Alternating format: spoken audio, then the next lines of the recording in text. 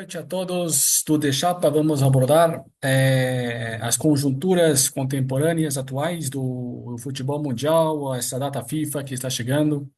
Ancelotti no comando técnico da seleção brasileira é uma nova atração para que podamos acompanhar amanhã, 8 da noite, horário de Brasília, um partido transcendental, importante, o debut desse técnico italiano que triunfou nas cinco principais ligas europeias, na Liga Francesa, com o Paris Saint-Germain, na liga inglesa com o Chelsea, na italiana com a Juventus e com o Milan, que são dois dos três grandes clubes italianos, os mais ganhadores, na Alemanha com o Bayern Munich e recentemente na liga espanhola com o Real Madrid, ou seja, já conhece alguns jogadores brasileiros, como principalmente o Vini Júnior.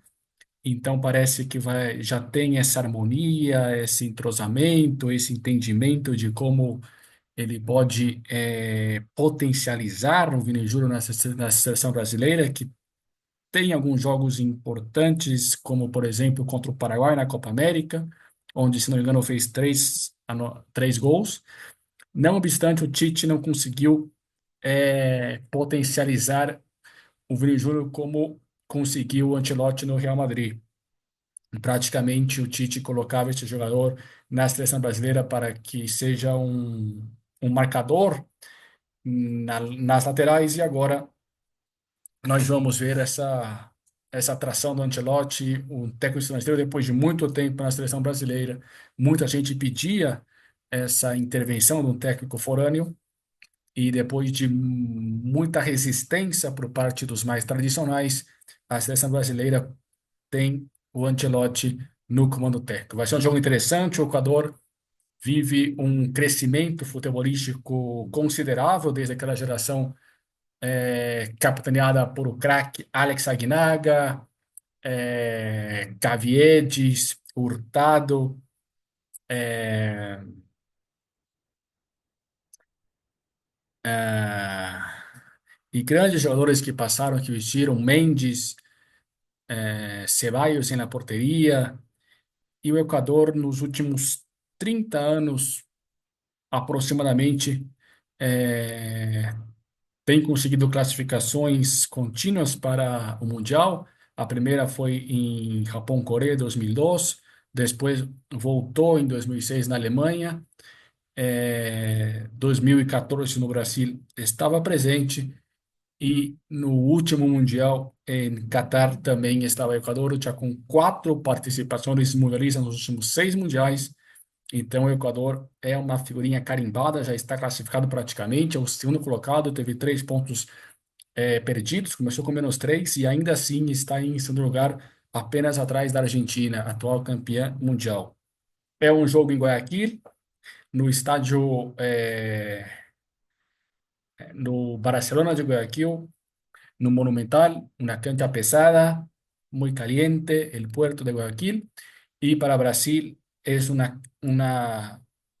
rival peligroso. Equador é sempre forte de local, então vai ser um jogo interessante. Eu pronostico um empate, quizá 1-1, mas não vejo descabelado uma vitória por parte da esquadra local ante este Brasil, essa incertidumbre da seleção brasileira. Então vai ser um jogo muito interessante amanhã, imperdível, a estreia do Ancelotti. Na verdade, tem tudo para dar certo. Embora o Brasil viva uma crise futebolística profunda, mas está parecendo um cenário similar ao que foi a entrada do Felipão na sua primeira participação a cargo da CBF lá em 2001, quando o Brasil vinha de quatro derrotas consecutivas, perdendo também com ele com as duas iniciais para o Uruguai e nas eliminatórias, com gol de Magallanes de penal, e depois para México em la Copa América, gol de Jared Borghetti em Cali. E então eu vejo muitas semelhanças com aquela geração, não com aquela geração, porque era muito mais talentosa, mas o momento que o Felipão conseguiu estruturar a seleção brasileira para que depois pudesse ganhar, e agora com o Ancelotti. A Argentina está praticamente no Mundial, quer dizer, já está classificado, Equador com um pé e meio, Uruguai, Colômbia e o Paraguai, que se recuperou significativamente com esse técnico muito bom, esse técnico argentino. O Uruguai conseguiu empates importantíssimos fora de casa contra a Bolívia, o Equador, contra o Uruguai, e vitórias e empate também contra a Colômbia em Barranquilha, e vitórias em casa importantíssimas contra Brasil, é, 1-0. E o Paraguai teve 8 pontos importantíssimos nessas últimas rodadas que praticamente colocam o Paraguai no Mundial. Vamos ter um jogo decisivo entre Venezuela e Bolívia em Maturim, que está sendo considerado a Batalha de Maturim entre Venezuela e Bolívia. Se a Venezuela ganha, praticamente coloca um pé e meio na repescagem. E a Bolívia, mesmo jogando fora dos seus domínios, na Venezuela, tem que pelo menos conseguir um empate para não ficar muito atrás de la Vinotinto. Porque depois recebe a Chile em El Alto. E se a Bolívia pelo menos consegue segurar a Venezuela, que vai pressionar, com certeza, a Bolívia pode pintar na repescagem se pelo menos conseguir um empate em solo venezuelano. As situações do Chile e Peru estão muito adversas. Realmente não acredito nessas seleções. Mais uma vez vai ser a terceira participação, a terceira ausência chilena no Mundial, depois daquela geração que foi bicampeão da Copa América em 2015, 2016, e o Peru novamente volta na sua contemporânea tradicional, no seu ostracismo futebolístico. Teve um oásis futebolístico com a geração que classificou para a Rússia 2018, depois de 3 décadas com ausência mundialistas, e volta nessa penúria futebolística, inclusive na Copa Libertadores e também na Sul-Americana. O Peru não consegue ter bons resultados. A única exceção foi o Cienciano de Cusco em 2003, quando ganhou, eliminou o River Plate na final, 1-0, 3-3, não? Então é isso no cenário futebolístico das eliminatórias de Sudamérica, de Conmebol. Vamos estar al pendiente de esos partidos. Mañana, Paraguay-Uruguay, Chile-Argentina a las 10, horario de Brasilia. Ecuador y Brasil, Venezuela y Bolívia el viernes, na sexta-feira. E também na sexta, antes de Venezuela e Bolívia, vamos ter Colômbia e Peru. Então, muitas atrações futebolísticas para que vamos estar acompanhando. Vamos dar um pulo para a Copa Libertadores, que foi sorteado as oitavas de final. Fortalece Vélez Sarsfield. Sinceramente, aqui o Vélez está com um time mais entrosado. Fortaleza se classificou aos trancos e barrancos, perdeu em casa para o Racing, sofreu para classificar num grupo que tinha o Bucaramanga. Então, eu acredito que vai passar o Vélez Sarsfield de Liniers. Atlético Nacional e São Paulo é um jogo muito equilibrado. Acredito que pode ir para os pênaltis. Vai ser um duelo muito interessante, recordando que foi a semifinal da Copa Libertadores de 2016. Penharol e Racing, outro partido muito parejo, muito equilibrado, mas se tivesse para que determinar um vencedor, eu escolheria o Racing de Avellaneda, esse equipo com muita história, tradição e uma afição encantadoras. Flamengo e Internacional, duelo muito parejo de Brasil, mas pelo que está jogando, pela posição de balão, pela pressão, pela arquitetura de jogo e também pelos jogadores que possui, eu dou um ligeiro favoritismo para o quadro carioca, o Flamengo. Cerro Porteño e Estudiantes, outro duelo interessante, equilibrado, mas ainda dou favoritismo para o quadro de La Plata. Estudiantes classificou bem no grupo que tinha o Botafogo e lá o de Chile. Então o Estudiantes es una sorpresa agradable nessa competição na Copa Libertadores da América. Botafogo e Liga de Quito, um duelo muito difícil para o quadro fluminense, para o Botafogo do Rio de Janeiro. E, embora acredito que seja um ligeiro favoritismo para o clube brasileiro, vai ser um duelo difícil. A volta é lá em Quito, é difícil na altitude. Então, eu acredito que, como São Paulo, é um duelo altamente equilibrado. Libertad e River Plate, favoritismo para o quadro argentino. Vai jogar de local nas duas partidas. O River Plate vai lotar, com certeza, as dependências do.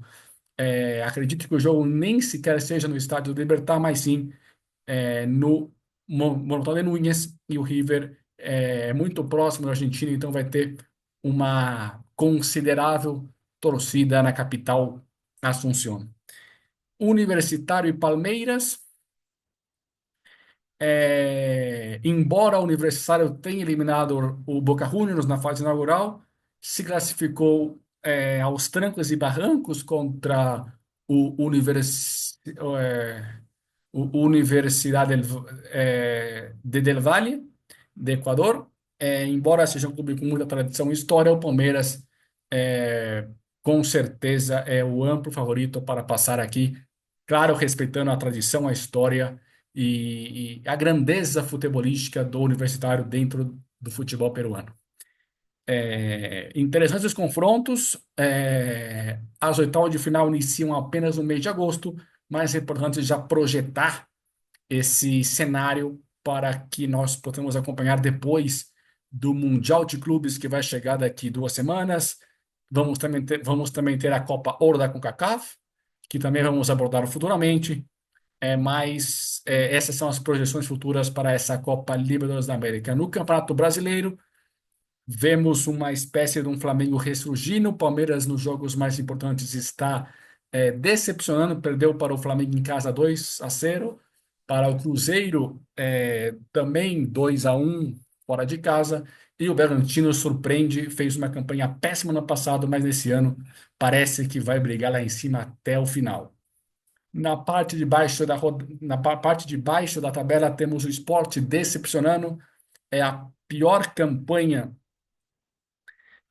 de um clube nas 12 primeiras rodadas de pontos corridos, com 20 equipes desde 2006. E o Sport eu cravo que vai voltar para a Série B do futebol brasileiro. Temos 3 vagas, o Santos está numa situação muito complicada.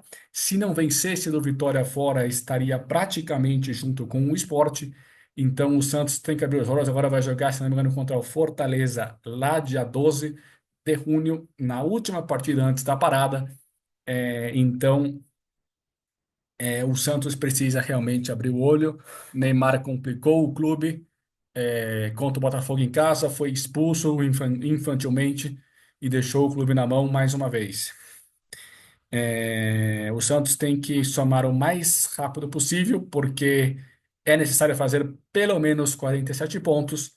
E no andar da carruagem eu vejo difícil a situação do Alvinegro Paraiano, embora ainda tudo pode acontecer. Já vimos outras situações que clubes escaparam do rebaixamento, como por exemplo o Fluminense do Cuca em 2009, que salvou o Fluminense incrivelmente depois da demissão do Vanderlei Luxemburgo. Se não me engano, em julho veio o Cuca e o Fluminense conseguiu várias vitórias consecutivas, uma delas contra o Palmeiras com gol do Fred de cabeça. Mas o Santos parece que não tem a mesma pegada, a mesma vontade, a mesma picardia que o Fluminense daquela era, né? Depois o Fluminense acabou sendo campeão brasileiro em 2010, campeão novamente em 2012, e se não fosse essa reviravolta em 2009, o clube não teria 4 títulos brasileiros.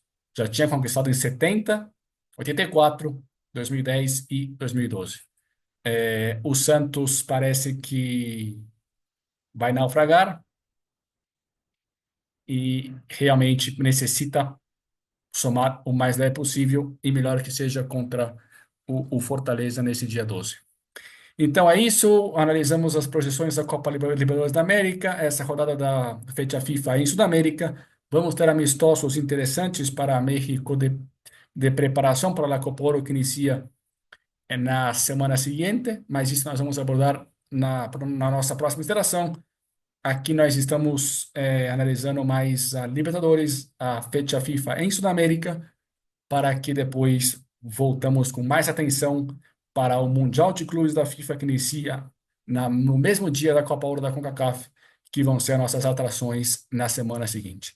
É isso, um forte abraço a todos e nos vemos para mais interações.